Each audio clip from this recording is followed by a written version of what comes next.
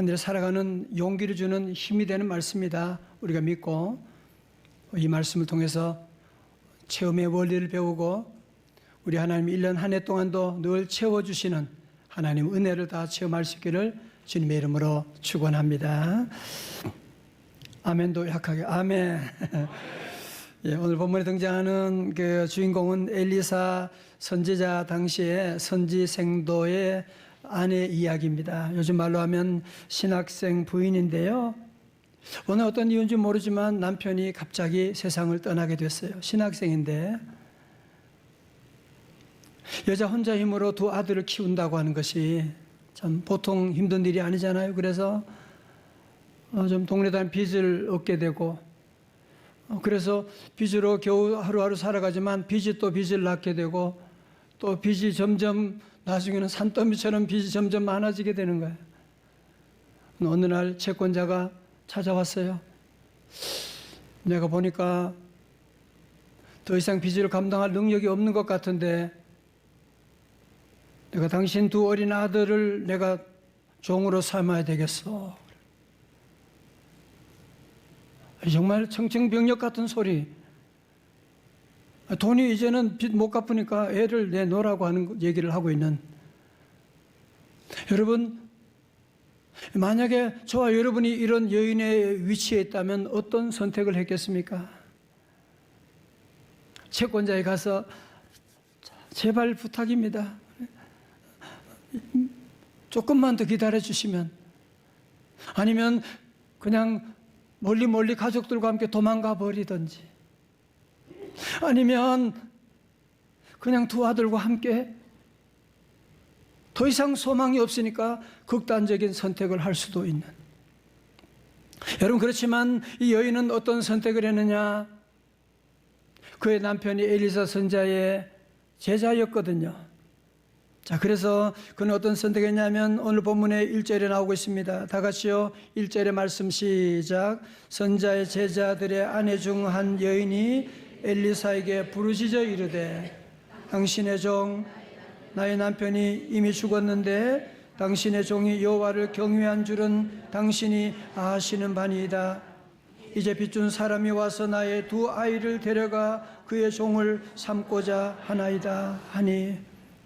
드라마 바이블 보면요, 이 말씀 여인이 울부짖으면서 엘리사에게 찾아가서 정말 자존심 다 내려놓고 울부짖으면서 당신이 나의 남편 알지 않습니까?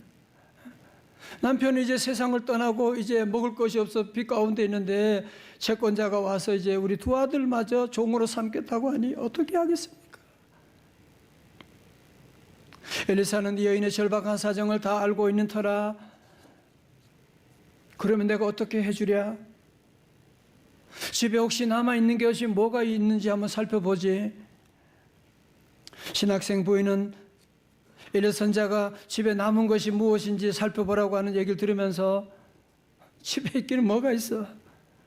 그러나 여기저기 찾아보니까 기름 한 병밖에 남은 것이 없나이다.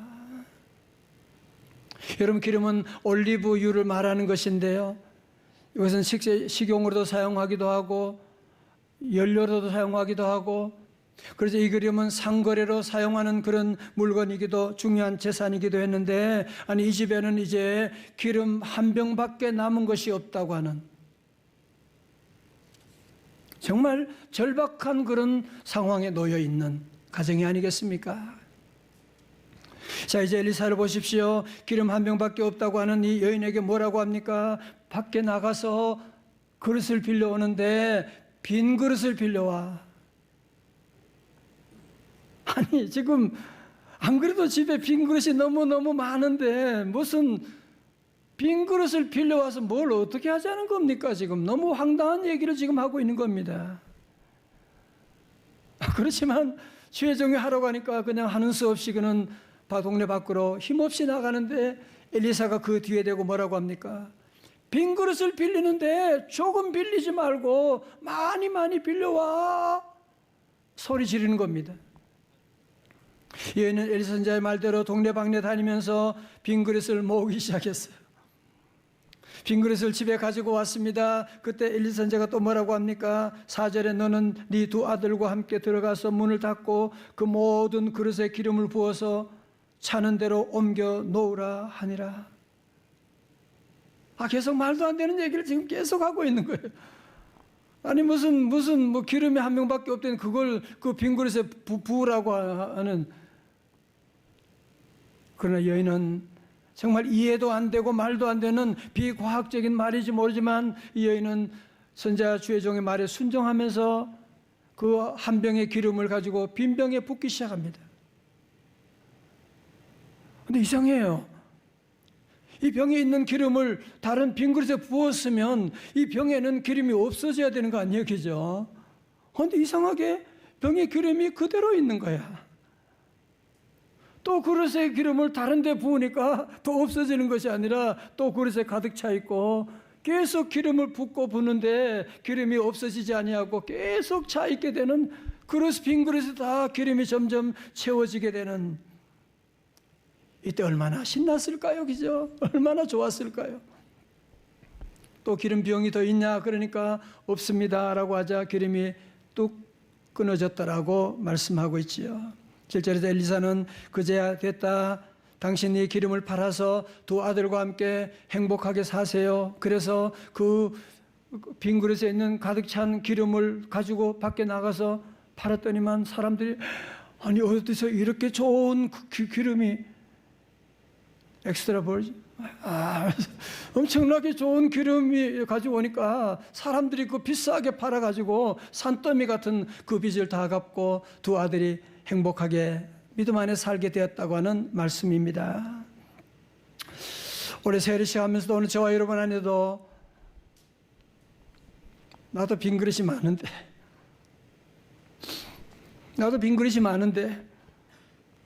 나도 우리 가정에도 빈 그릇이 많은데 여러분 그런 생각하는 분이 있을 것입니다. 자, 오늘 우리 주님께서 가르쳐주는 채움의 첫 번째 원리는 무엇이냐? 그것은 바로 비워야 채울 수 있다는 것입니다. 시작.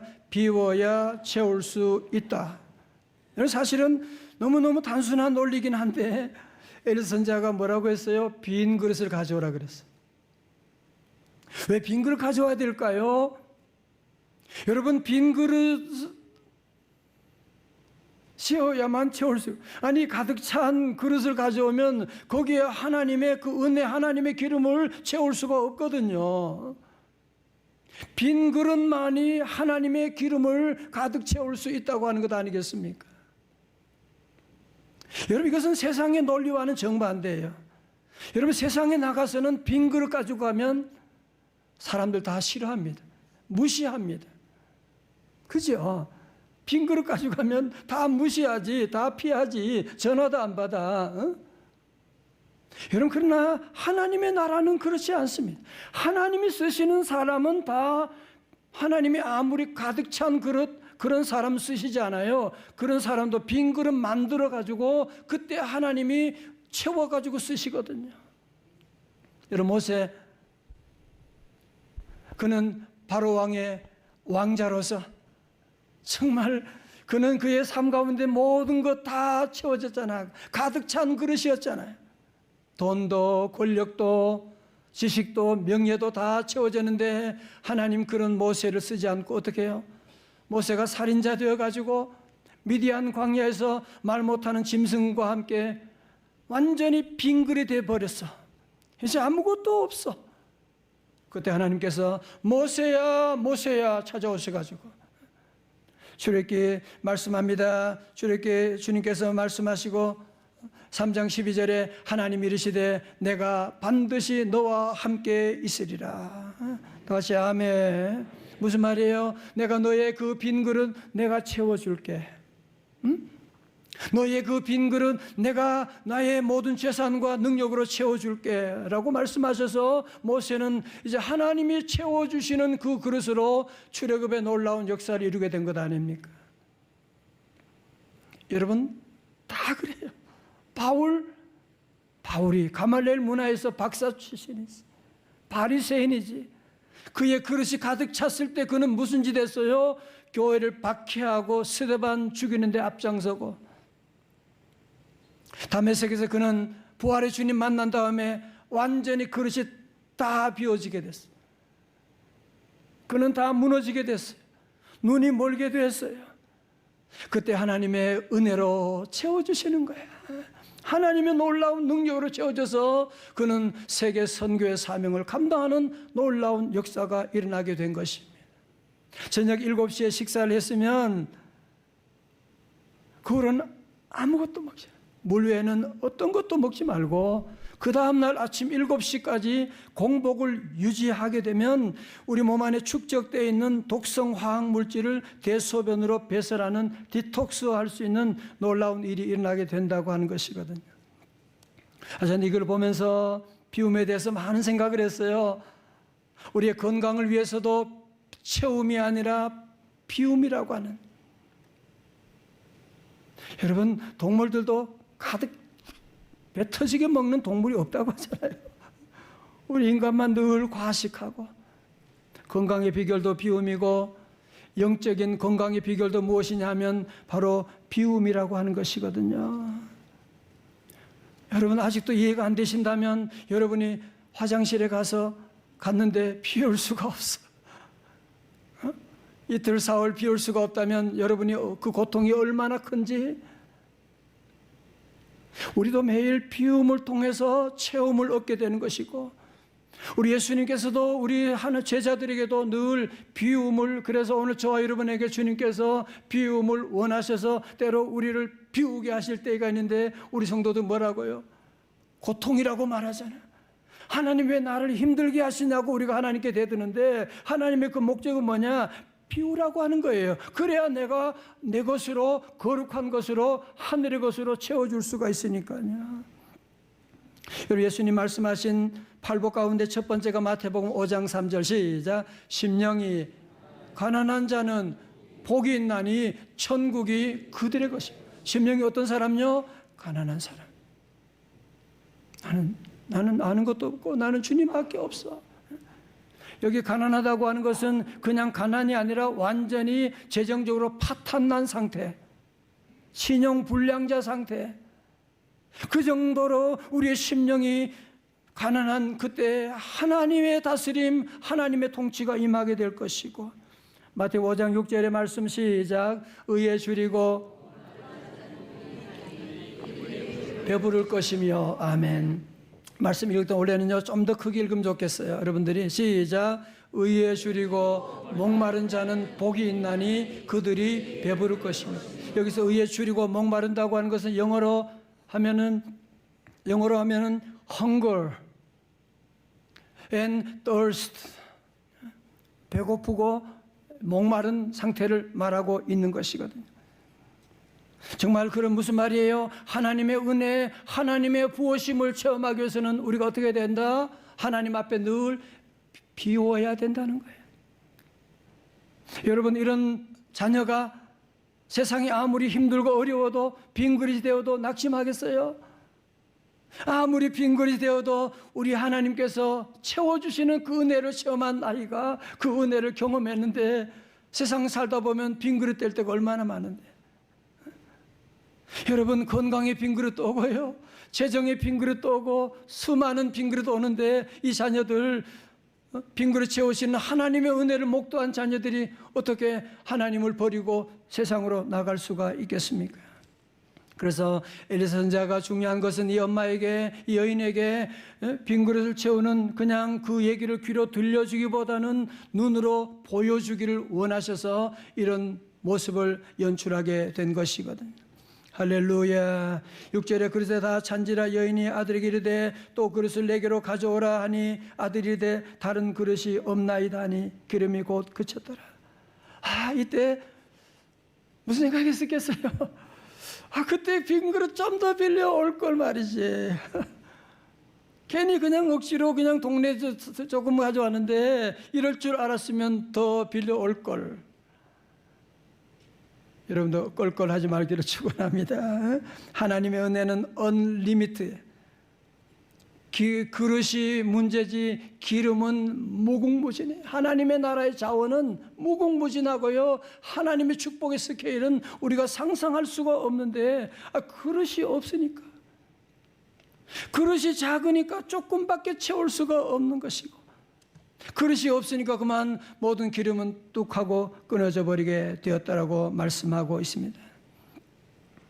저는 지난 우리 송구 영신 예배 때에 우리 교회는 고집스럽게 12시에 이렇게 예배를 드리는, 그럼에도 불구하고 우리 성도들이 어린 자녀들 그리고 큰 아이들을 데리고 와서 함께 예배 드리고 강단에 와서 무릎 꿇고 기도받고 이런 모습 보면서 제가 너무너무 큰 감동을 받았어요.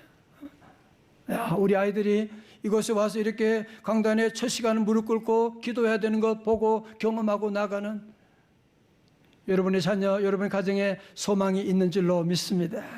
그럼요, 우리 성도들은 항상 그래서 우리가 다니엘 장학생도 세우고, 왜 아이들이 그냥 엄마가 하는 얘기 듣는 것이 아니라 정말 자기 눈으로 하나님의 살아계심을 목도해야지 이 세상 이겨나갈 수가 있고, 여러분 앞으로 이 세상이 얼마나 불확실한 시대잖아요. 급변하는 시대잖아요. 그런 시대 가운데 정말 우리 아이들에게 신앙을 불어넣어 줄 수 있다면, 저도 여러분도 다 늙게 되고 세상을 떠나게 됩니다. 우리 다음 세대 자녀들은 이 땅에 사는 동안에 빈 그릇을 만날 때가 너무너무 많거든. 저도 지난날 돌아보면 빈 그릇 뗄 때가 1년에도 수십 번씩 그런 어려움을 경험할 때가 많아요.